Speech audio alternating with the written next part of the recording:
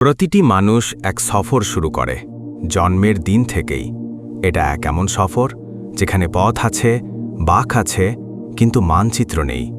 যদি না থাকে আল কোরআন। কোরআন কোনো সাধারণ বই নয়, এটা আল্লাহর পক্ষ থেকে আমাদের প্রতি এক চিঠি, এক মহাবিশ্বের মালিকের কাছ থেকে, যিনি জানেন আমরা কাদের সঙ্গে লড়ছি, কোথায় ভেঙে পড়ছি, কোথায় হারিয়ে যাচ্ছি। কোরআন শুধু নামাজের সময় পড়ার জন্য নয়, এবা জীবনের প্রতিটি মুহূর্তের জন্য। এই গ্রন্থের প্রতিটি আয়াত যেন হৃদয়কে নাড়িয়ে দেয়।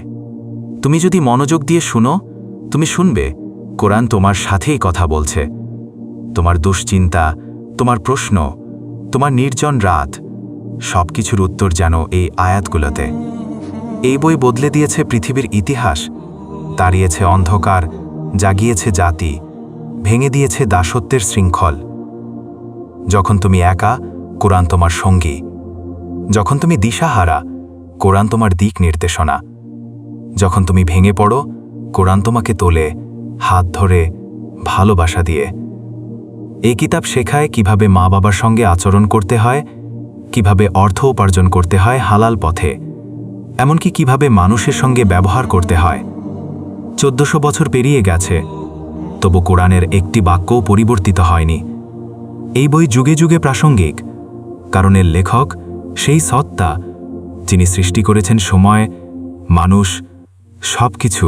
বিজ্ঞান এগিয়েছে, প্রযুক্তি বদলেছে, সমাজ বদলেছে, কিন্তু জীবন নিয়ে প্রশ্নগুলো আজও একই আছে, আর উত্তরও রয়ে গেছে একটি, আল কোরআন।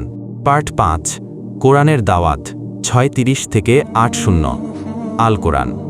আল কোরআন কোনো জাতি বা গোত্রের জন্য নয়, এটা গোটা মানব জাতির জন্য। এতে আছে হিন্দু, মুসলিম, খ্রিস্টান, সব মানুষের জন্য দাওয়াত। এটা শুধু ধর্ম শেখায় না, এটা শেখায় কিভাবে মানুষ হতে হয়, কিভাবে সমাজ গঠন করতে হয়, কিভাবে ন্যায়ের পথে জীবন কাটাতে হয়। শেষ অংশ 8:00 থেকে 10:00। তুমি যদি পথ হারাও, এই বই তোমার জন্য। তুমি যদি অন্ধকারে পড়ে যাও, এই বই তোমার আলো। তুমি যদি কাঁদো, এই বই তোমার আশ্রয়। এটা পড়ো, বোঝো এবং হৃদয় ধারণ করো, কারণ আল কোরআন কেবল পড়ার জন্য নয়, এটা বাঁচার জন্য। আল্লাহ বলছেন, এই কিতাব, এতে কোনো সন্দেহ নেই, এটা মুত্তাকিদের জন্য হিদায়াত। সূরা বাকারা। জীবনের পথে হেঁটে চলা সেই মানুষদের জন্য যারা আলো খোঁজে। আল কুরআন তাদের জন্য সেই চিরন্তন আলো।